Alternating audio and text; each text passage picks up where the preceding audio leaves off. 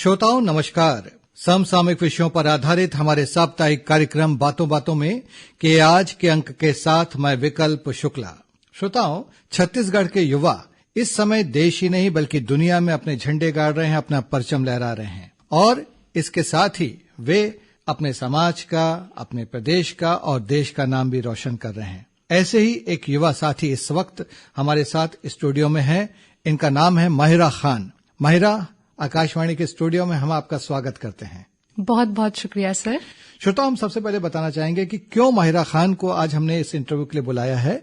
माहिरा खान ने हाल ही में छत्तीसगढ़ का नाम रोशन किया है और वो रोशन इस तरह से किया है कि उन्होंने जो यूथ पार्लियामेंट है उसकी जो राष्ट्रीय स्तर पर प्रतियोगिता दिल्ली में हुई उसमें उन्होंने तीसरा स्थान हासिल किया। ये बहुत बड़ी बात होती है क्योंकि देश भर से बड़ी संख्या में इसमें प्रतियोगियों ने भाग लिया। अलग अलग प्रदेशों से आए, चाहे महाराष्ट्र हो, आंध्र प्रदेश हो, तमिलनाडु हो, अलग अलग राज्यों से उसमें आए और उसमें माहिरा खान ने तीसरी पोजीशन हासिल कर न सिर्फ अपना खुद का बल्कि हमारे प्यारे प्रदेश छत्तीसगढ़ का भी नाम रोशन किया है। तो माहिरा, हम सबसे पहले जानना चाहते हैं कि जो आपने इतनी शानदार कामयाबी हासिल की, आपको कैसा लग रहा है?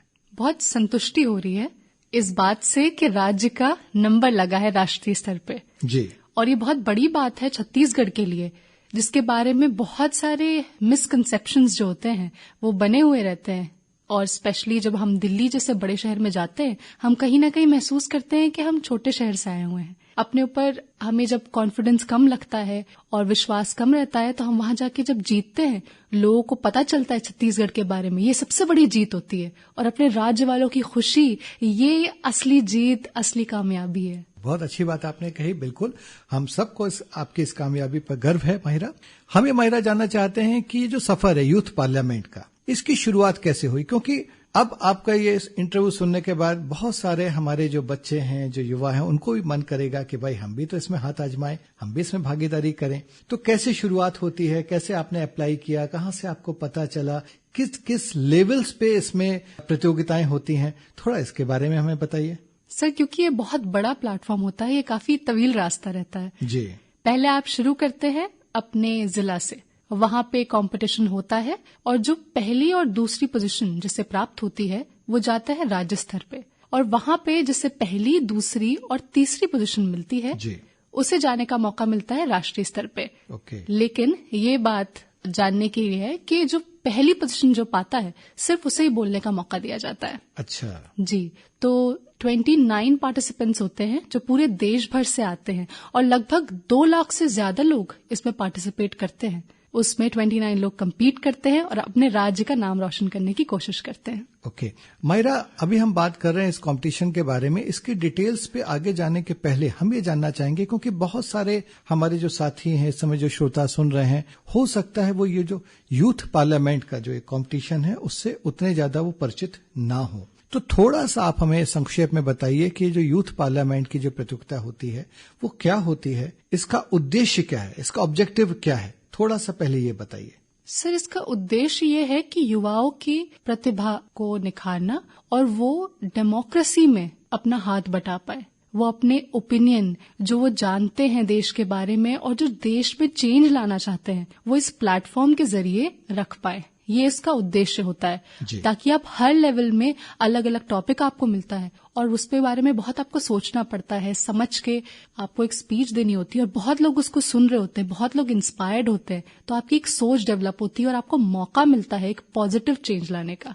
ये इस प्लेटफॉर्म के जरिए हमें करने को मिलता है। तो आपकी नजर में ये कितना इम्पोर्टेंट प्लेटफॉर्म है जो यूथ पार्लियामेंट का है, क्योंकि आपने इसमें कॉम्पीट किया, पार्टिसिपेट किया और आप विनर भी साबित हुई हैं। आप बहुत सारे लोग थे उसमें, हमने देखा स्टेट लेवल के भी कंपटीशन में जब हुआ था तो बहुत लोगों ने बहुत अच्छी स्पीच दी थी और आपने उसमें बहुत अच्छी दी थी, तो इसलिए आप फर्स्ट आए।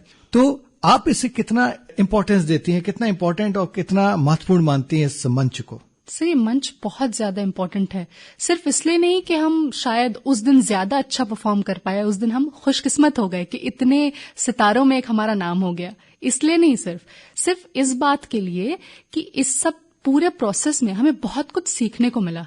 जब आप कोई टॉपिक के बारे में रिसर्च करते हैं और जानने की कोशिश करते हैं और अपने विचार को 4 मिनट की सीमा में बांधने की कोशिश करते हैं, तब आपके दिमाग के सारे पर्चे हिल जाते हैं। आपको सोचना होता है कि ऐसे में कौन से शब्द यूज करूं, कौन सी ऐसी कोटेशंस डालूं, कौन से रिसर्च के डेटा डालूं कि 4 मिनट में मेरी पूरी बात, पूरी दुनिया उसमें समा जाए।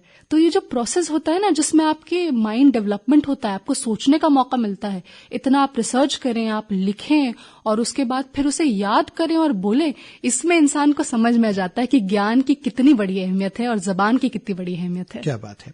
अब तो क्योंकि आप विजेता बन गई हैं, इस समय तो आपको कंपटीशन का सामना नहीं करना है, तो आप जो है वो अपने मूल मंत्रों का खुलासा भी कर सकती हैं, क्योंकि बहुत सारे बच्चे, बहुत सारे युवा साथी आपके चाहते होंगे। अब आप उनके लिए जो है वो एक आइकन है, उनके लिए आप एक मिसाल बन चुकी हैं माहिरा।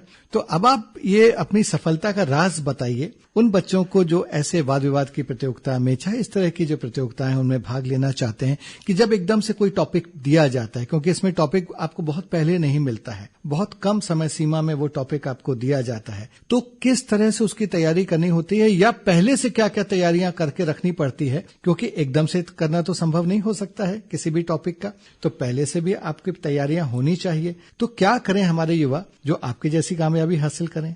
सर, ये कोई राज नहीं है। और जैसे कि आपने सुने होंगे पाब्लो पिकासो, जो एक स्पेनिश चित्रकार हैं, जी, उन्होंने कहा था अंग्रेजी में that the meaning of life is to find your gift and the purpose of life is to give it away. क्या बात है। आपकी जिंदगी का मतलब ये होता है कि आप अपना तोहफा खोजें, जो आप में जो टैलेंट है उसे आप ढूंढें, और आपके जिंदगी का मकसद ये है कि आप उसे बांट दें, आप लोगों में दे दें।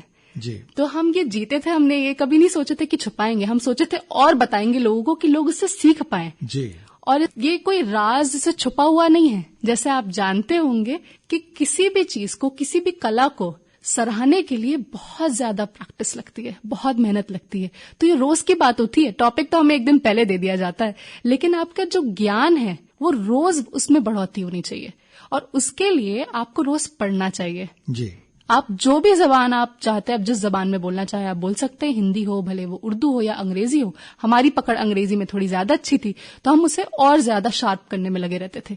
हम हिंदू न्यूज़पेपर रोज पढ़ते थे ताकि नए नए वर्ड्स पता चले, और उसके प्रोनाउंसिएशन हम चेक करते रहते थे। जी। तो आपको जब आइडिया हो जाता है, लफ्जों का आइडिया हो जाता है, आप इतने सारे ज्ञानी लोग हैं, वो क्या करते हैं, कभी अपना ज्ञान छुपाते नहीं है, वो हमेशा उसे लिख देते हैं, उसे बोल देते हैं। तो उनसे हमें सीखना चाहिए, इतने सालों के एक्सपीरियंस। आप लिखें, आप नोट बनाएं, आप अपनी डायरी मेंटेन करिए, अच्छे कोट्स आपको मिल जाए, किसी अच्छे सब्जेक्ट मैटर में मिल जाए, और जैसे ही आपको टॉपिक मिल गया एक दिन पहले, तो आपके अंदर जितने भी आपका नॉलेज समाया हुआ है इतने दिनों का, वो कहीं ना कहीं कनेक्ट कर जाता है। आप सोचते हैं नहीं मैंने यहाँ सुना था, ये यहाँ लिखा था, और ये बात होती है, आपको पूरा ज्ञान एक बार आपके हाथ में आ जाता है।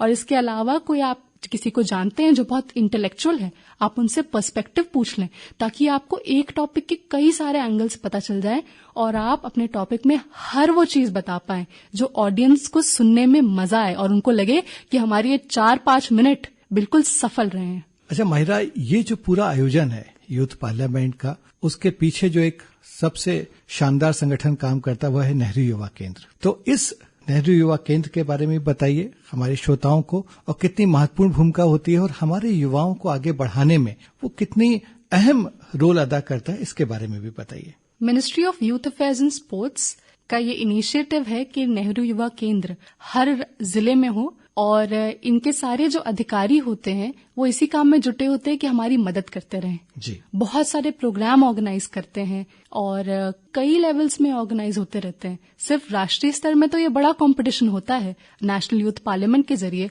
उसके अलावा ये बहुत सारे कैंपेन चलाते हैं, आप बहुत सारे लोग वॉलंटियरिंग कर सकते हैं इसमें, और आप लोगों की मदद कर सकते हैं। बहुत अच्छा प्लेटफॉर्म है। जैसे हम अर्पित सर से जुड़े रहे हैं, जो रायपुर के डिस्ट्रिक्ट यूथ ऑफिसर हैं, वो कई बार हमें गाइड करते रहते हैं, माहिरा देखो ये कॉम्पिटिशन हो रहा है, माहिरा ये हो रहा है। तो आप हमेशा आप एक काम करें, अगर आप युवा हैं, आप अपने डिस्ट्रिक्ट यूथ ऑफिसर से जुड़ जाएं, और वो आपको जरूर कुछ ना कुछ बताते रहेंगे, और आप खुद भी पूछते रहें। जरूरी नहीं है आपको हमेशा इन्फॉर्मेशन मिलती रहे, आप जुड़ें, आप पहल करें, आप युवा हैं, आप पूछें सर मैं किसी काम आ सकती हूँ, तो आपको जरूर गाइड करते हैं। और ये बहुत अच्छा इनिशिएटिव है पूरे देश भर में। तो जब आप दिल्ली गई, जब आपने वहां पे पार्टिसिपेट किया, तो अभी आप बता रही थी कि वहां पर अनेक सांसद महोदय भी आए थे, आपको जज करने के लिए, और उसके बाद फिर आपकी मुलाकात जो है वो मंत्री महोदय से हुई, जो हमारी युवा मामले और खेल मंत्री हैं, उनसे आपकी मुलाकात हुई। उन्होंने आपको बहुत जो है मोटिवेट किया। इसके बारे में बताइए क्योंकि ये मैं इसलिए सवाल पूछ रहा हूं कि जो हमारे लीडर्स हैं वो भी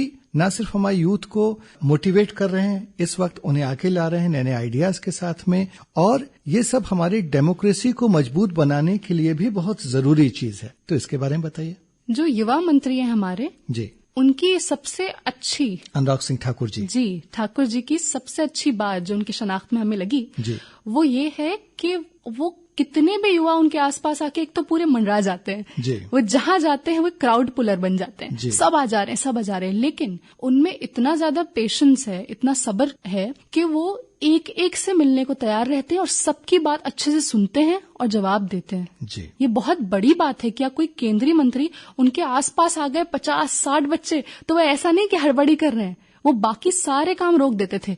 वो खड़े 1 घंटे 2 घंटे 3 घंटे एक एक की बात सुनना है, एक एक को एडवाइस देना है, उनकी बुक साइन करना हो या जो भी उनसे वार्तालाप करना हो, वो पूरे अपने 100% माइंड, 100% आईज, ईयर्स सब दे देते थे। तो ये बहुत बड़ी बात होती है कि कोई इतने बड़े लेवल का पर्सनालिटी जो है जी, आपको इतना अच्छे से सुने और समझने की कोशिश करे और आपके मसले हल करने की कोशिश करे। बिल्कुल। माहिरा, आपने वहां पर जो अपना स्पीच दी थी, जो आपको टॉपिक दिया गया था, वो पीस बिल्डिंग से रिलेटेड था, शांति और सुलह जिसे हम हिंदी में कह सकते हैं, और आपने उसमें जाहिर सी बात है कि बहुत शानदार आपने प्रदर्शन किया और वो उसका वीडियो भी बहुत वायरल हुआ और लाखों लोगों ने उसे देखा है। तो उसके बारे में भी थोड़ा सा हमें संक्षेप में बताइए, ब्रीफ में बताइए कि वो टॉपिक क्या था और आपने कैसे अपने विचार रखे वहां पे। जी सर, हमारा टॉपिक था पीस बिल्डिंग एंड रिकंसिलिएशन, जी, जिसे हम कहते हैं शांति निर्माण और सुलह जी। और इसमें हमने कोशिश करे कि ज्यादातर इंडिया की एक्सटर्नल अफेयर्स जो पॉलिसी है दूसरे कंट्री को लेके, कैसे हमारे रिलेशंस हैं और हम कैसे वार्तालाप से कोई भी मसला सुलह करने की कोशिश करते हैं। जी। हम कभी भी ये नहीं चाहते, हमारा हिंदुस्तान कभी भी ये नहीं चाहा है, आप इतिहास उठा लें, कि हम पहले ऐसे हों जो आक्रमण करें। जी। हम हमेशा पहले कोशिश करते हैं कि वार्तालाप से चीजें हल हो पाए। बहुत बार ये जो रास्ता है बड़ा मुश्किल और लंबा साबित होता है, लेकिन ये सही रास्ता है। ये बात हमने गांधी जी से सीखी है, ये बात हमने सम्राट अशोक से सीखी थी जब उनने कलिंगा युद्ध के बाद युद्ध ही त्याग दिया था, क्योंकि पता चला था कि युद्ध असल में ऐसे कोई युद्ध बना ही नहीं है जो अमन ला सके। जी। अमन ही अमन लाता है, बिल्कुल। युद्ध तो और युद्ध पैदा करता है। जी। अभी माहिरा, इसके पहले आपने यहाँ पर जो रायपुर में जो IIM रायपुर है, भारतीय प्रबंध संस्थान, उसने यहाँ ऑर्गेनाइज किया था Y20, जो कि G20 का ही एक पार्ट है, तो उसमें भी आपने भाग लिया था। तो ये Y20 क्या है और कितना आपको ये महत्वपूर्ण लगा, खासतौर से जो हमारे युवा हैं उनके नजरिए से, इसके बारे में बताइए। Y20 बहुत अच्छा इनिशिएटिव है G20 के अंडर, जो स्पेसिफिकली यूथ के लिए होता है।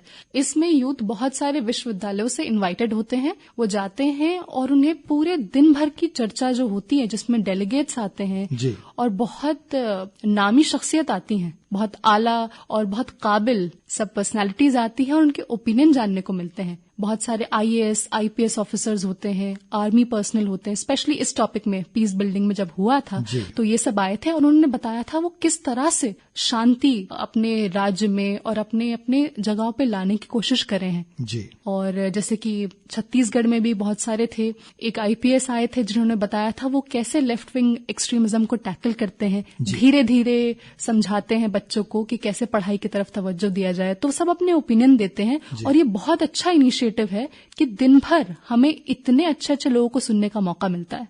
बिल्कुल। माहिरा, अब हमें चाहेंगे कि जो भी इस समय युवा साथी इस वक्त आपको सुन रहे हैं, तो उन्हें आप क्या संदेश देना चाहेंगे, क्योंकि आप इस पूरे कंपटीशन का भी पार्टिसिपेट रही हैं, आपने कई कॉम्पिटिशन्स में भाग लिया है। तो डेमोक्रेसी कितनी जरूरी है, डेमोक्रेसी में युवाओं की भूमिका कितनी जरूरी है, और सरकार डेमोक्रेसी को मजबूत बनाने के लिए और उसमें युवाओं का पार्टिसिपेशन बढ़ाने के लिए बहुत सारे कदम उठा रही है।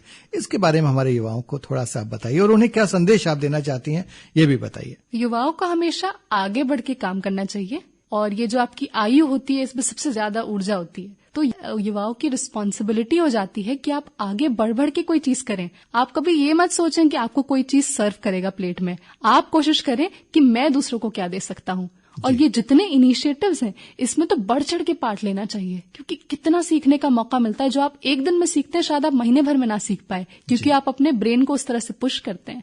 उसके अलावा जब आप में ऊर्जा है, आप में क्षमता है, आप में ज्ञान है, तो आप 10 और लोगों को सिखा सकते हैं। ये आपकी रिस्पॉन्सिबिलिटी होनी चाहिए और आपको कभी ये नहीं सोचना चाहिए कि मैं किसी से कमतर हूं या मैं नहीं कर सकता। हो सकता है कोई दिन आपका हो और किसी दिन में आपको निराशा महसूस हो, लेकिन हर दिन आप सीख सकते हैं। और ये कुछ पंक्तियां हैं हमने कहीं विज्ञापन में पढ़ी थी, तो आज से ये ठान ले, ये बात गांठ बांध ले कि कर्म के कुरुक्षेत्र में न रूप काम आता है, न झूठ काम आता है, न जाति काम आती है, न पिता का नाम काम आता है, सिर्फ ज्ञान ही आपको आपका हक दिलाता है। बहुत बढ़िया, शानदार लाइनें और बहुत शानदार बातचीत। माहिरा, आपसे बातचीत करके हमें बहुत अच्छा लगा और हमारे श्रोताओं को भी इंटरव्यू सुनकर बहुत अच्छा लग रहा होगा। आपका बहुत बहुत शुक्रिया माहिरा। सर, आपकी मेहरबानी, बहुत शुक्रिया। तो श्रोताओं, ये था समसामयिक विषयों पर आधारित हमारा साप्ताहिक कार्यक्रम बातों बातों में। अगले हफ्ते एक नए विषय के साथ हम फिर हाजिर होंगे। अब हम आपसे विदा लेते हैं। नमस्कार।